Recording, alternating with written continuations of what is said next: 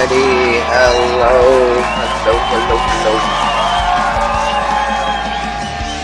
Alright, hello, friends. Hello, pretend audience. Hello, listeners. I hope everyone has had a wonderful week. Happy Friday. Um, Today is, Friday the 25th. Halloween is almost upon us. I love this time of year.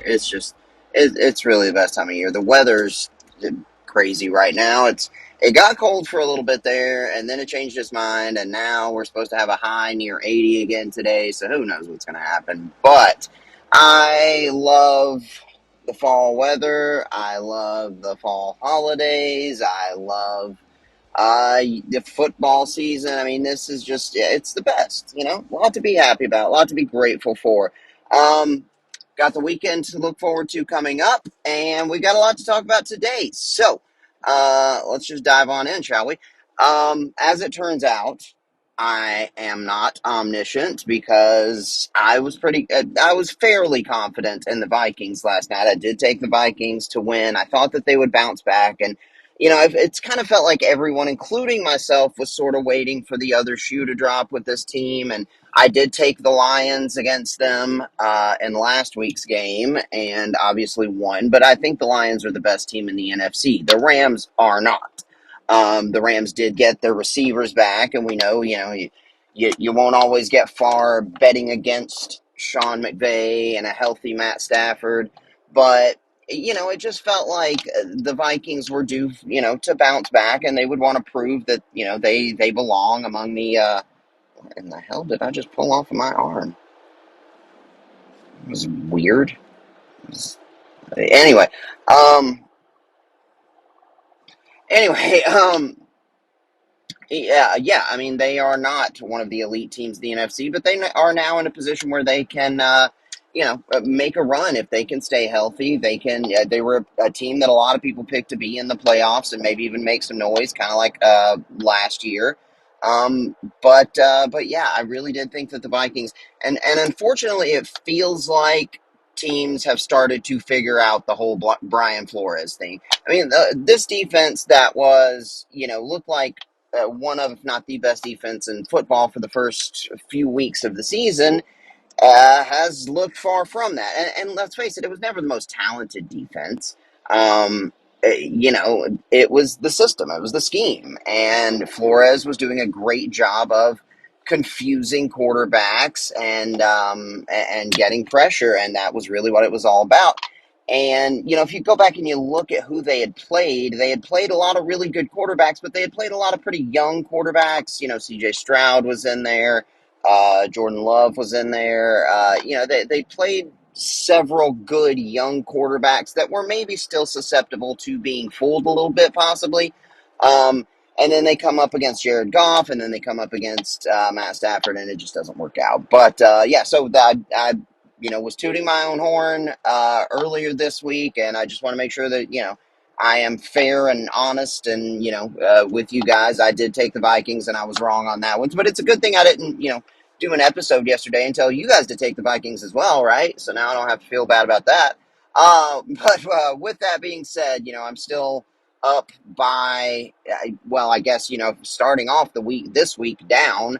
But yeah, over the last several weeks, I've been just absolutely, well, all season, really, really doing well. And so we're going to do another episode of picks and previews. We're also going to talk about a topic that I have sort of avoided, I think, and that's the Titans and how terrible they have been all, all year, really. And probably part of the reason why we're going to talk about that is because the balls are off this week. And so, there's not that much to talk about there. But we'll dive into some of the games that I like. And again, if you're not a regular listener, I probably shouldn't have started the show by pointing out something I was wrong about and then saying, hey, here are my picks. But for those of you who have been listening, I've generally been very, very right all season long with my picks, especially betting picks. And so we'll go over, there aren't that many that I like this Saturday, but we'll go over a couple that stick out to me. And then there are several that I like this Sunday. And I'll give you what's my favorite bet of the weekend as well, because I think that's something I'm going to start doing as well. Just pick one bet that I am definitely going to do, and yeah, that'll be like my best bet, favorite bet, whatever of the weekend. So first, I'm going to take a quick break. I'm going to see what stuff I had on my notes. I took some screenshots as well of schedules and lines and potential bets. So I'm going to review all that while I pull over, and then I'll be right back. Alrighty, friends, welcome back. So, first things first, there was one topic that everybody's been talking about this morning since last night's game, and it was the obvious face mask penalty on my boy Byron Young.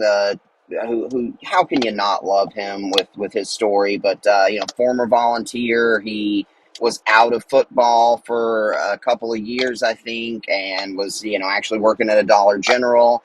Decided to try out for a JUCO team. Ended up doing really well. Ended up making it to Knoxville and becoming an All SEC player, and I think a second or a third round pick, and is now maybe the best edge rusher on the Rams. But anyway, he had what was an obvious face mask in the end zone at the end of that game that ended up being the play that decided the game. It was a safety, called a safety. The face mask was not called, and so that brings up the topic now of instant replay review, and it's just such a slippery slope with all that because yes, you want them to be able to get these things right. But I know that the league, and I understand why the league has avoided reviewing penalties for all these years now, because that's just you got to figure out where do you draw the line. But I do think that there is a line that can be drawn where you're not, picking out a holding play on every single call. You're not going back and picking out a pass interference on every single play.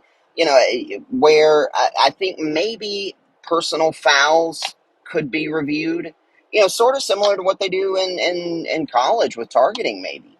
Um, but maybe 15-yard personal fouls should be reviewed. That's what that would have been. That's also what all roughing the passer calls are, and we know how questionable those can be. And that's been the one thing that I have said I think they should be allowed to review. So I don't know. Maybe you say, okay, we will allow the instant replay, not in the traditional review, but just the way they've been doing it with these quick reviews, where the New York office is looking at it. It's obvious. They buzz down. They quickly correct the call. I think they can do that on personal fouls. Now, would it have changed the outcome of the game? Maybe, maybe not. That play definitely ended the game for the Vikings, and with the way their offense is, there's no reason to think that they couldn't have driven down the field and scored. They would have needed a touchdown and a 2-point conversion just to tie it, so they still might have lost in overtime. Who knows? But you hate to see a game ended and decided on what is so obviously a terrible missed call. Anyway, so those are my thoughts on that, because that was the topic everyone was talking about this morning. But the Vikings, I'm hoping, will bounce back because I do like them. I love Kevin O'Connell, and I love seeing this resurgence, this renaissance of Sam Darnold. So I'm hoping they'll bounce back. Now, like I said, we'll dive into the Titans a little bit, and there was a big trade that you may have heard about with them, and I'm going to talk about some potential other moves that I think they should make as well. But first, we'll talk about what we've got coming up, the bets and my picks on Saturday and Sunday for potential bets that you can make. First, let me take one more quick break, and I'll be right back. I don't know why my trumpet's not playing. What's going on? Can you hear me? Testing. What is happening? Okay, let's do the trumpet again. Why not? Okay, friends. All right, so here's the deal. We have had some technical difficulties, as you may have noticed on my end. What you may not know is that I just spent the last, 10, 15 minutes or so dissecting Saturday's upcoming slate of games, and apparently it was not recording. So that sucks. Let's try that again. Wow. Okay, so just going back to blah, blah, blah, blah. All right, resetting.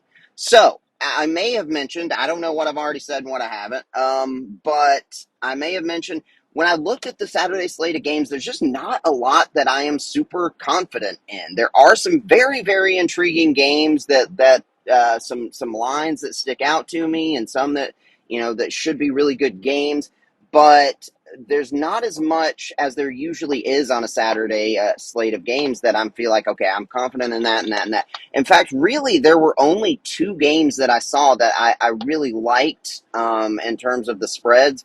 One was Nebraska, who has been, crazy up and down this year, but is really talented. They are a 25.5 point underdog against Ohio State. I think I'm going to take them and actually maybe do an alternate spread, just get it up to 28.5, because that's really not going to change it that much. So Nebraska as a 28.5 point dog with an alternate spread.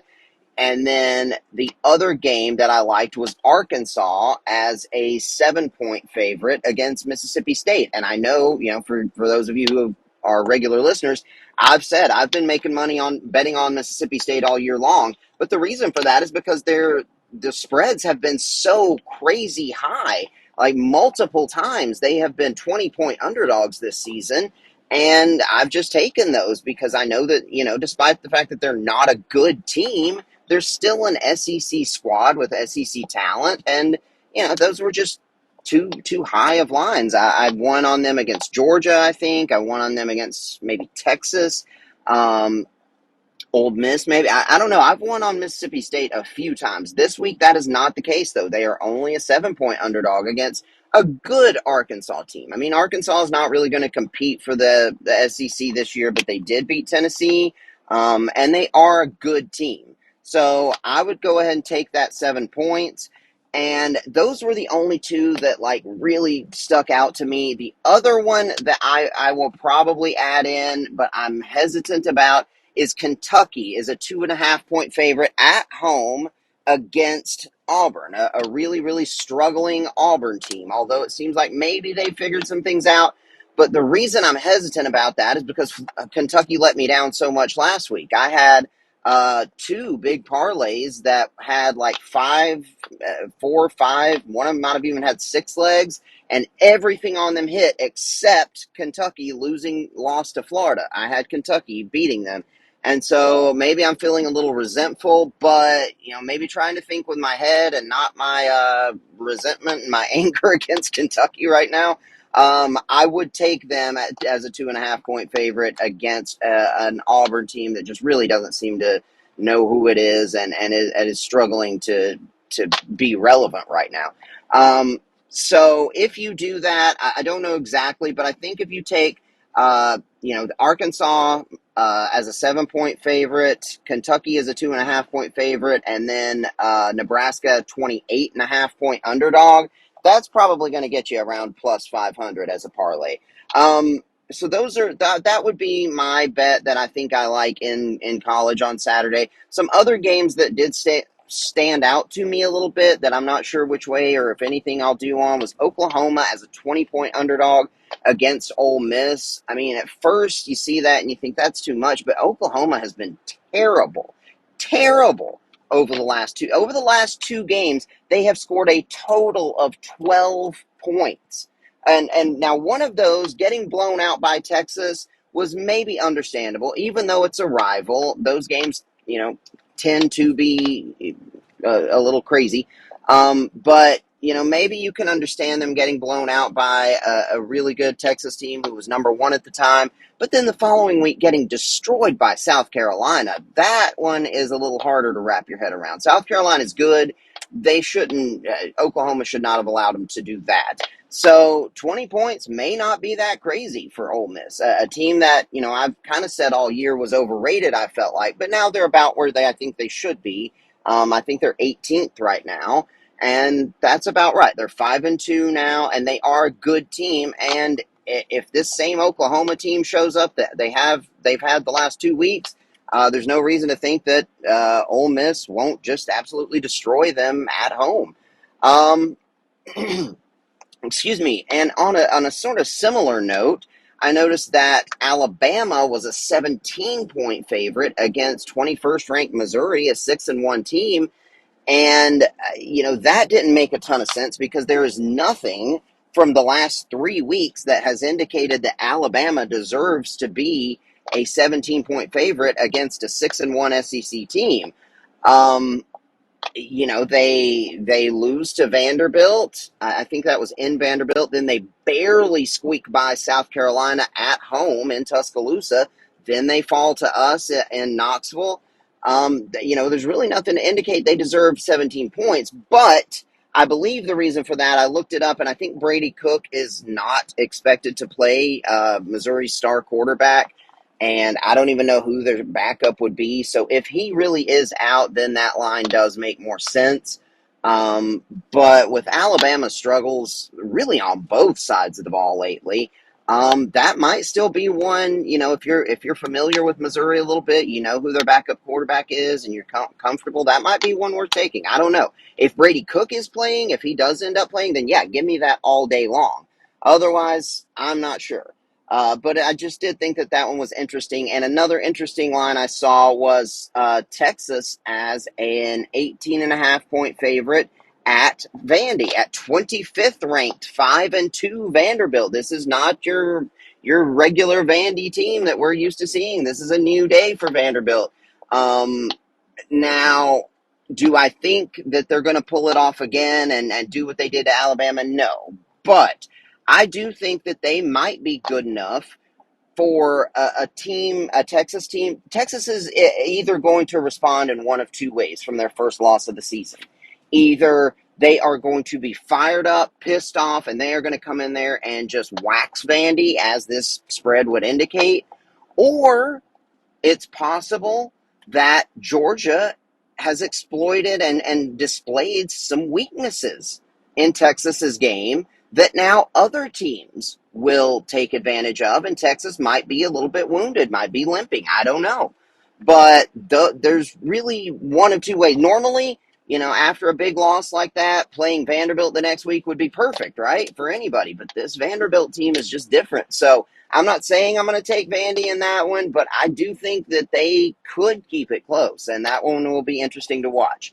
Anyway, and then the game that I'm going to be interested to see this week is LSU and Texas A&M. It's a toss-up game, and I wanted to include that one in my bet, but I honestly just can't decide which way to go because you guys know I think Brian Kelly is the most overrated coach in college football, and as such, the media loves to overrate his teams. I did take them to beat Ole Miss a week or two ago, whenever that was, and they managed to get that one. But Texas A&M, after falling at home to Notre Dame in week one, since that they have been as hot as anybody in the country, and so I mean, it feels kind of like my gut was telling me to take LSU, but my head was telling me to take A&M. But it's a toss-up. I mean, A&M's like a 1-point favorite, I think, at home. I do expect that one to have a lot of scoring, so if you wanted to bet on that one, maybe you take the over. It was like 54.5.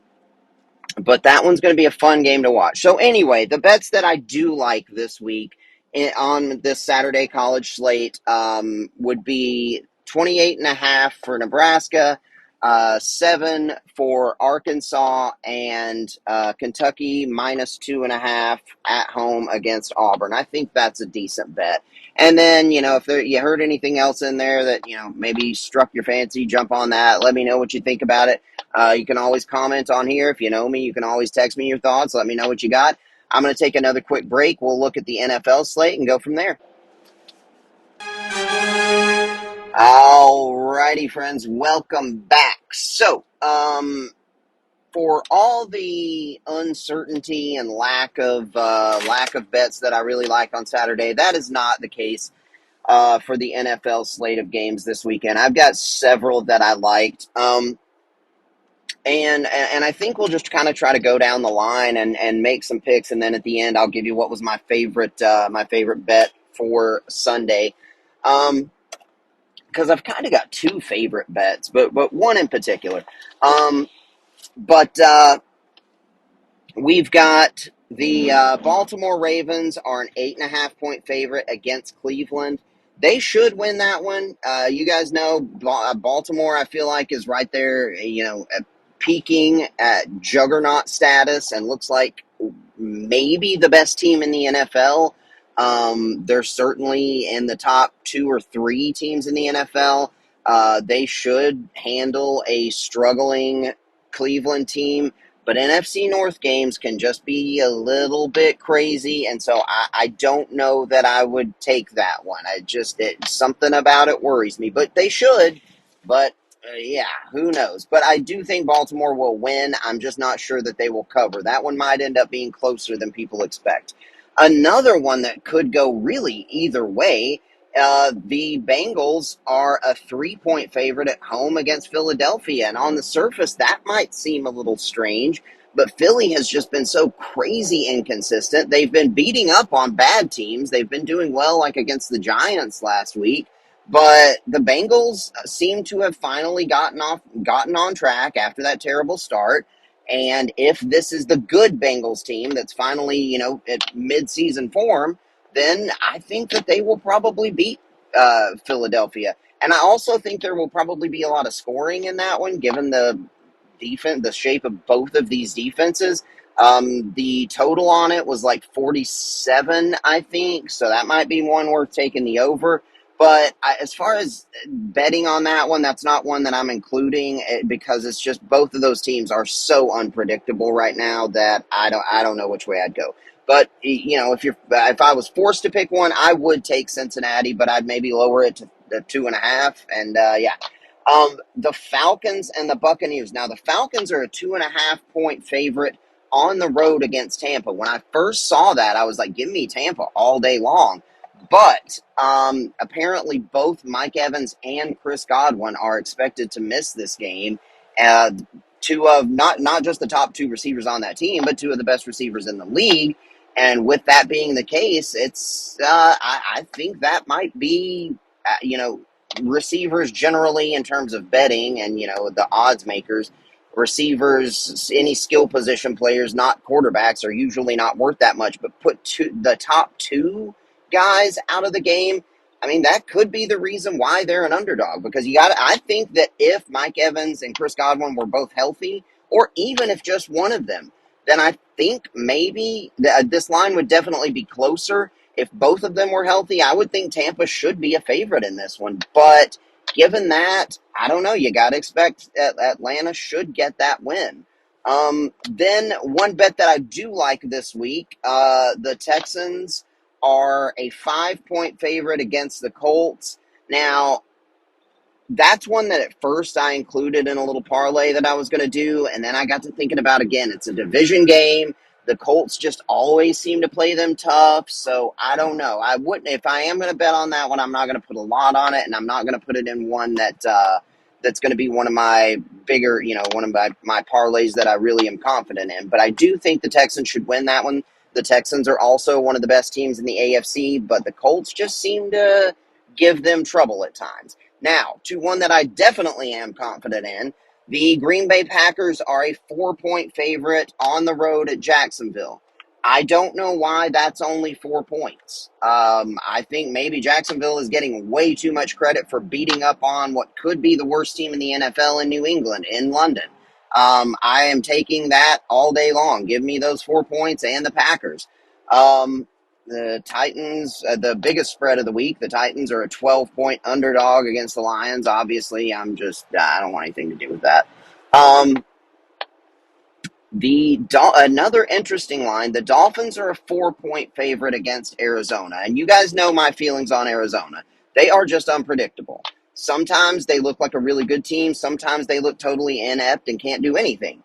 The reason the Dolphins are a 4 point favorite is because Tua's coming back. But you got to wonder, is there going to be a little bit of rust there? And even before he got hurt, he played the first couple of games this season, and that offense did not look nearly like what it was last year. So I don't know that I would take that. But, I mean, if Tua is able to come back and just seamlessly, get right back into things, then yes, they should beat the Cardinals at home.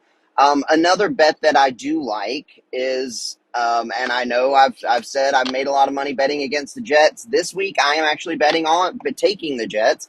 They are a 7-point favorite against the team I just mentioned, could be the worst in the NFL.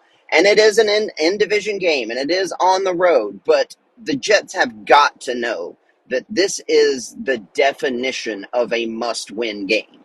If they do not handle business against the Patriots, then this whole Aaron Rodgers experiment is done. That's it. That's the end. They are really as talented as almost any team. They are as talented enough to be among the top teams in the NFL, certainly among the tier 2 teams, the playoff level teams. But they fire their coach way prematurely, who was probably the best coach on that staff.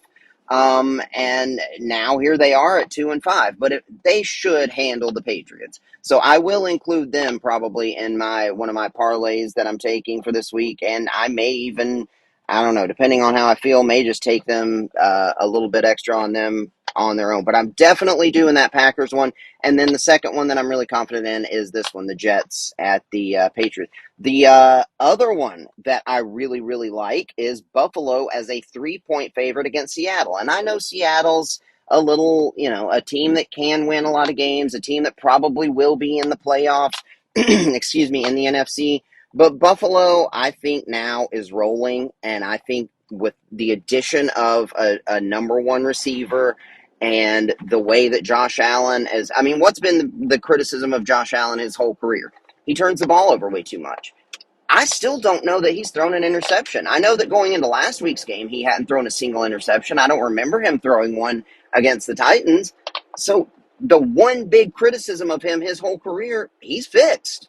And this team runs the ball as well as anybody. I think James Cook is expected. Yeah, he's healthy because he was healthy last week. So, give me Buffalo and those 3 points at Seattle. I am taking that one all day long. And then you've got the Saints as a 7-point underdog against the Chargers. I don't know anything, but I'm leaving that one alone. I lost on the Chargers last week again. I didn't. There was just a sort of a boosted bet that was both the Ravens and Chargers to win that I did on Hard Rock bet, it enticed me too much, and so I took it, even though I had said I worry about the Cardinals, and of course the Cardinals did what they can do, which is upset a decent team. But the Saints have collapsed lately. I think Derek Carr's still out. But yeah, the Chargers, who knows what they are. The Broncos are a 10-point favorite against the Panthers. I'm probably not going to mess with that one either. Now, another interesting one, though, is the Bears against the Commanders. This was supposed to be the showcase game, the number 1 pick versus number 2, but Jaden Daniels was injured last week and I don't know what his status is. I think it's questionable. He could be a game-time decision. I mean, everybody in the world is hoping that he's going to play. I mean, you got to think even Bears fans would be hoping. I mean, because you want to see these two compete against each other. That's what this game is. That's why this game was put on the schedule. But right now, the Bears are a 3-point favorite. If Jaden Daniels does play, I'm taking Washington. I'm taking Washington not only, with whatever the spread is, but I'm taking them to win that game. But we'll see. It really just depends. It's in Washington.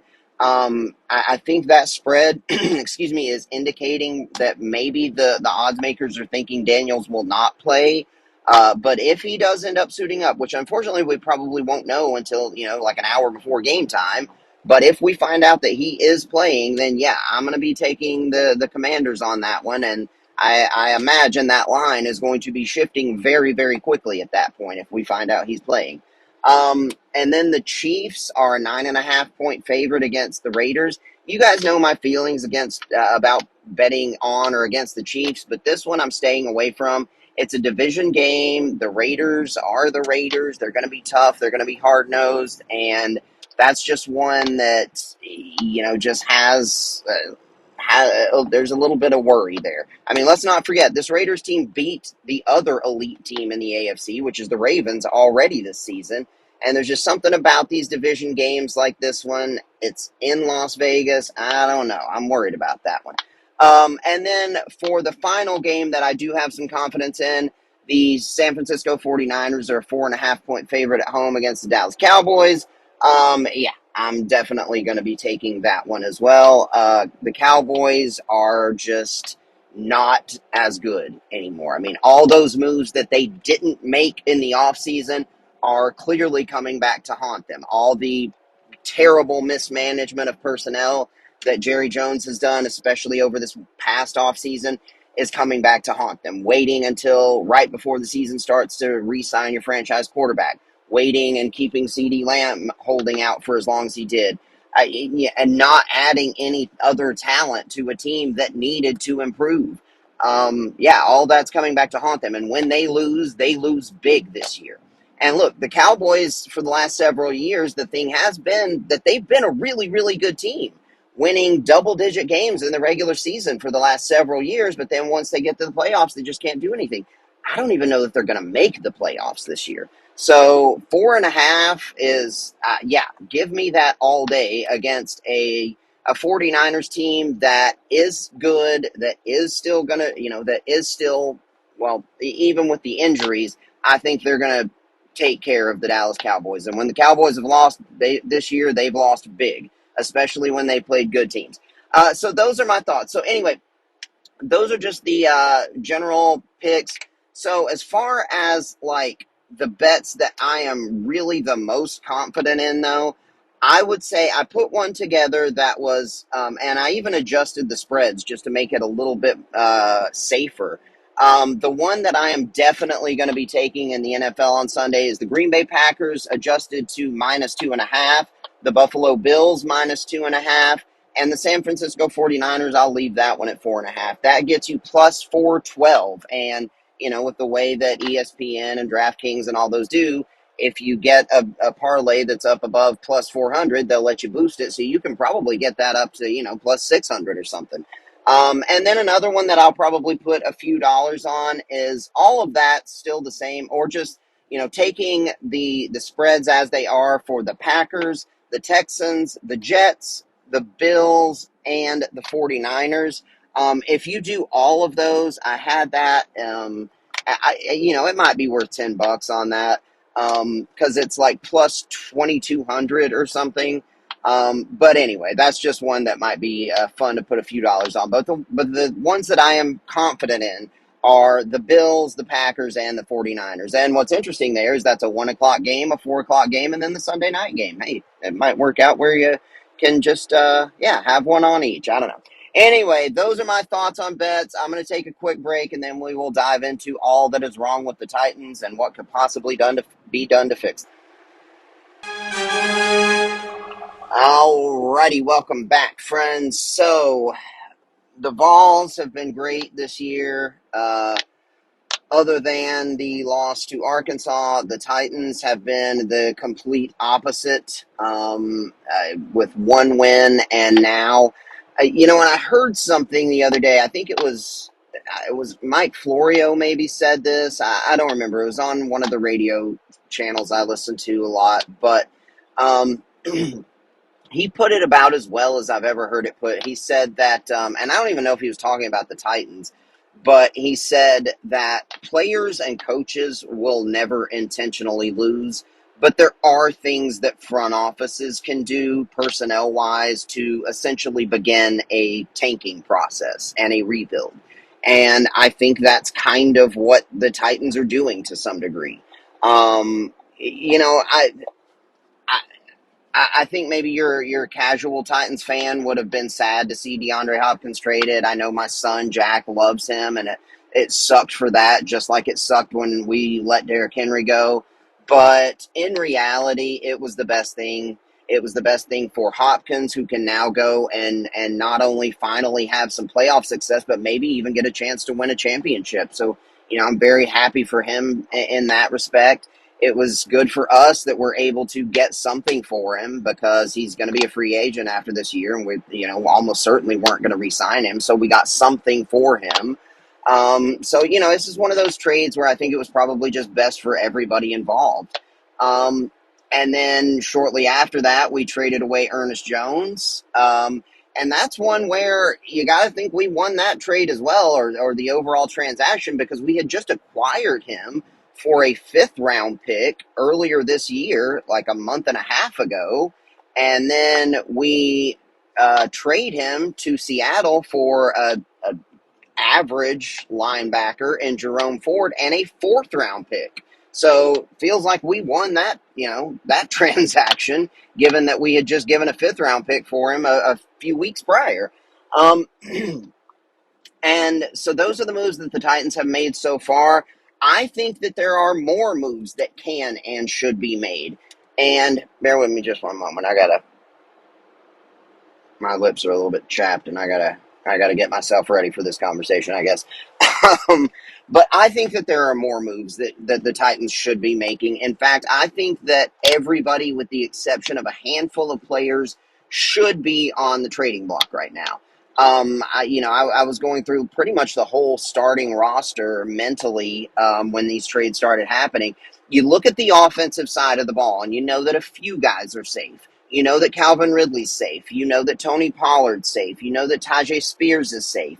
You know that, so basically the new acquisitions and the young guys like Latham and Skoronski, who are two foundational pieces at left tackle and left guard.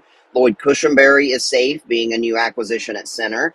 Um, but then some other guys I think we might could get something for. Dylan Radunz is having the best year of his career. Now, if there's a team out there that's really, needs a guy who can come in and play guard right away, I don't know. Maybe they'd be willing to give up a fifth round pick for someone like him, possibly. I don't know. But he's somebody that we might get some calls on. Um, I don't know that he would even field a fifth round pick, but because we drafted him, 3 years ago to hopefully be our right tackle of the future. He's been an utter disappointment, but this is the best year of his career playing right guard. And I think this is the last year of his rookie deal, so he's probably going to be gone anyway. So if there is anybody that has an immediate need there, that's one. Obviously, nobody's going to want anything to do with our right tackles. But I think that Tyler Boyd could really help some teams. You look at the Steelers, a team that could really probably use a reliable third down guy. He could kind of be like a sort of what a Tyler Lockett was without that elite speed for Russell Wilson. Just a reliable, dependable guy. He's still one of the better third down, just reliable slot receivers in the NFL. So I think we might be able to get something for him. Possibly Nick Westbrook-Akina. I don't know that anybody, but as far as our offense goes, I don't know that there are really that many pieces that are realistically tradable, but I think everybody other than those names I mentioned should be on the table. And the ones that jump out as being possible, moves are Tyler Boyd, Radunz, and maybe Westbrook-Akina. Or if anybody wants to take a chance, take a flyer on Treylon Burks, I don't know, they're welcome to him. Give us a seventh round pick swap for him. I don't give a shit.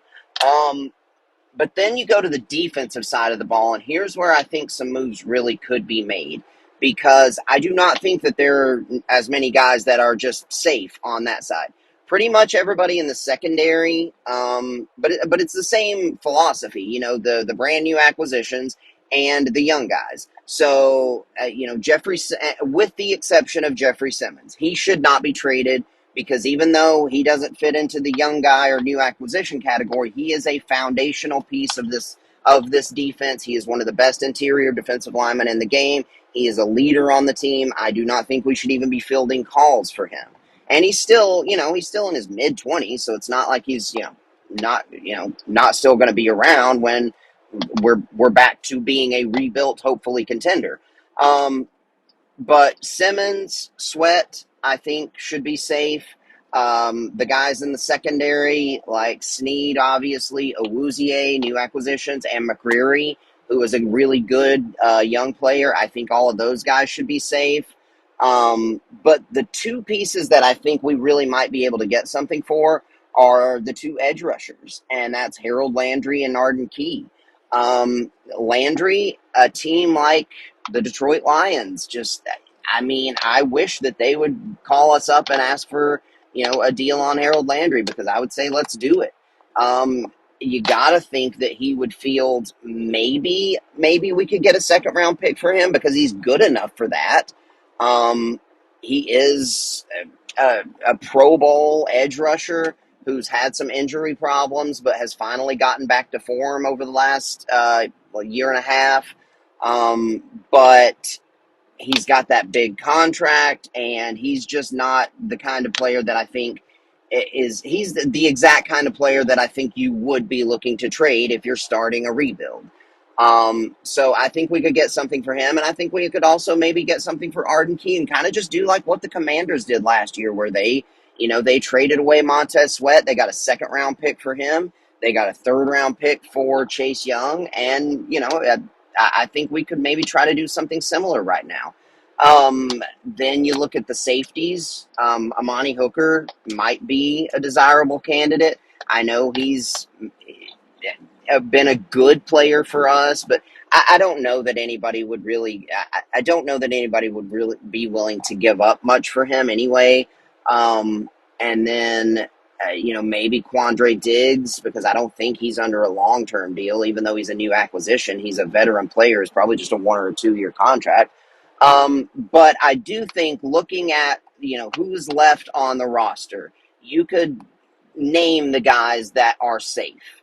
And on offense, it's Latham, Skoronski, Pollard, Ridley, Spears, and that's probably it.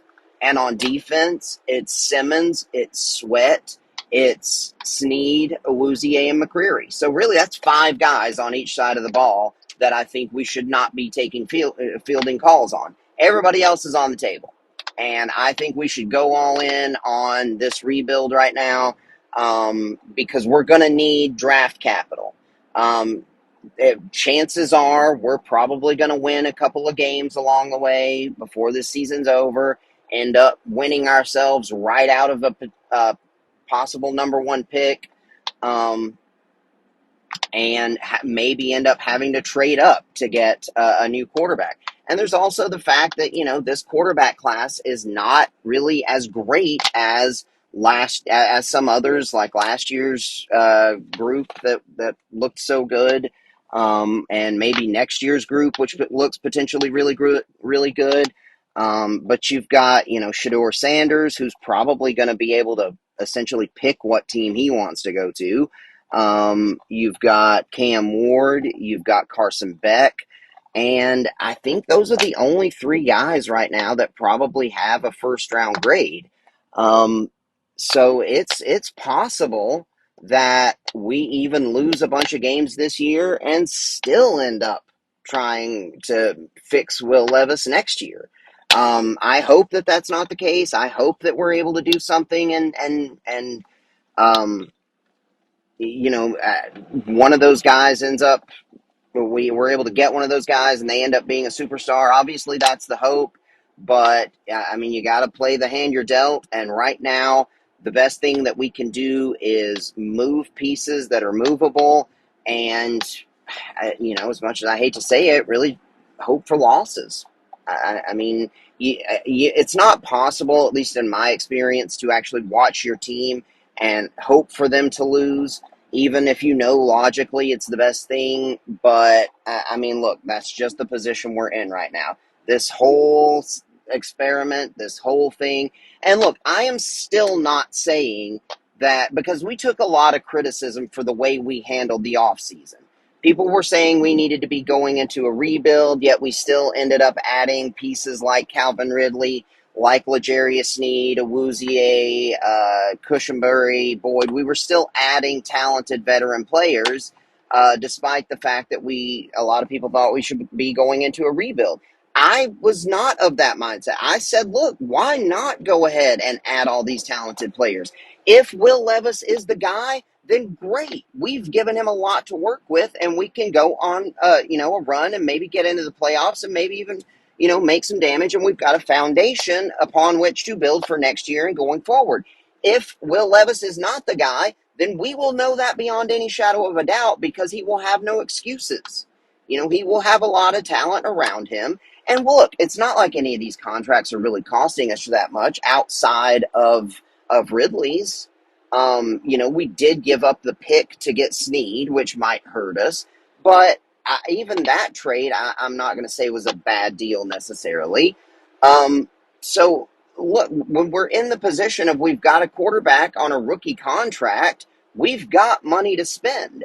And I think it was worth spending to find out if he's our guy. And if he is our guy, to put a really good team around him. Now it looks like he is not our guy unless he does some complete 180 somehow coming off of this so-called shoulder injury. Then I think we can at least say that we know he is not the guy because he's got a much better offensive line. Still not a really good one, but the left side is really good, but definitely improved from last year. He's got a really good group of skill position players, and he's just not doing it. And so we can say that now. And plus, if assuming we do draft someone next year, is going to come into a pretty good situation with an improved offensive line and a good group of skill position guys. So I don't see how this is a bad thing. The only way it hurts us is if we would be looking for a quarterback on the free agent market. But I mean, when does that really, that's not going to happen. No, we're going to be looking to draft somebody. So all of these contracts, they don't really hurt us that much. We can afford to spend the money. Anyway, so those are my thoughts on the Titans. I think everybody except for those 10 guys I named should pretty much be on the trading block, and we can already start looking to the draft. I hope that Brian Callahan is going to be a good coach. It's hard to judge when things have been this bad, but I mean, look, the team, I think, is a talented team. The defense has been outstanding. The quarterback play has been terrible. So it's really hard to sort of judge a coach's performance based on those factors. I mean, you would think that with a roster that is pretty talented, we'd be better than 1-5 with a good coach, but I don't know. And look, I don't think he's going to get fired. I mean, he's going to be around for at least, beyond this year because that's just that's not the way it works. It's easier to judge the play of players and their performance than it is that of coach. But I still hope that he can be a good guy. There are a lot of things about him I like him, or there are a lot of things about him that I do like, but I do think, it's looking more and more like every week that we do not have our quarterback and that the best thing that we can do is get a high draft pick. Anyway, those are my thoughts. I'm going to take a quick break and maybe try to find something positive to end on. Alrighty, friends, one last thing on the Titans that I wanted to mention before we close things out, and that is that, look, it's going to still take some time. That was just always the case. To purge the terrible job that John Robinson did at building this team over the last few years of his tenure. And if you look at what Ran Carthon has done since then, it's been very good. I mean, you go back. I actually did this, and I'm not going to do it again right now because I'm not going to stop again. But you should take a second and look at the Titans' last few draft classes, starting from last year and the year before, which were Ran Carthon years, and then go back and look at the 3 years prior to that and how just laughably, embarrassingly bad those last 3 draft classes were. That's what we're having to sort of purge from the roster right now. And terrible mismanagement over multiple years of the roster you don't just fix that in 1 year. It's going to take a little bit more time. We're trying, but we've got to get rid of the Traylon Burks of the world. We're still, purging our systems of the Caleb Farleys, of the, although he didn't even make the team, make it to week 1, the Isaiah Wilson waste of a pick, just all these terrible, terrible draft picks, terrible contract signings. We're having to recover from that, and it's still going to take a little time. But I do think that Ran Carthon has already proven himself to be, at worst, a good GM. And I hope that we have a good coach. Yeah. So, but anyway, I do think that it's worth mentioning that the GM is doing the best that he can, I think, given the situation he was given. And so, anyway, let me take one more break and I'll be right back.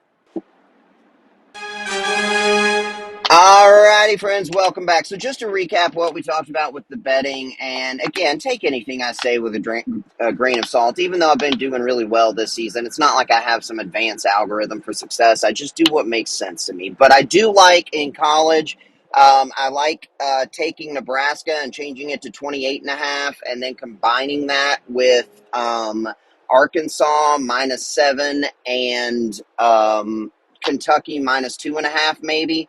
Then in the NFL, the ones that I really liked were the Packers. That spread, I liked the Bills -3 against Seattle and the 49ers. I think they were -4.5 on the Cowboys. I'm going to take all three of those. Also, might take Houston, but it's just like I said that the Colts tend to play them tough. And then, also the Jets 7-point favorite, I believe, against the excuse me, sorry. The Jets are a 7-point favorite against the Patriots. They should win that. And then what was the other one? Who were the Jaguars playing? Was that the Packers? Yeah, that was the Packers one. Okay, but anyway, those are my thoughts for this week. I also wanted to mention that the Cleveland Blue Raiders 6U team has our final regular season game of the year. Tomorrow we are playing a team called the Ducks. I'm not even sure where they are from, but they have not had a good year. I think they've only won one game this year, so we're expecting to take care of business there. And then we should go into the playoffs as the number 3 seed and hopefully be able to, make a little run towards our championship. Got a lot to be excited about. So I hope everyone has a tremendous weekend, and I will talk to you guys again soon. All right. Love you. Bye.